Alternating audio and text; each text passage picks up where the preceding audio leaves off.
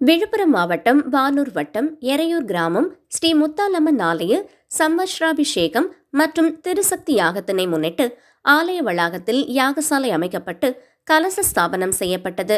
தொடர்ந்து முதல் கால பூஜையாக விநாயகர் பூஜையுடன் ஆரம்பிக்கப்பட்டது. தொடர்ந்து யாக குண்டத்தில் 108 திவ்ய ஹோமங்கள் மற்றும் பால், தயிர், சந்தனம் செலுத்தப்பட்டது. மேலும் பூர்ணாகதி செலுத்தி பூஜிக்கப்பட்ட கலசங்களுக்கு அலங்கார தீபம் மற்றும் பஞ்சமுக தீபாராதனை, கற்பூர ஆரத்தி காண்பிக்கப்பட்டது. இதில் திரளான பக்தர்கள் கலந்து கொண்டனர்.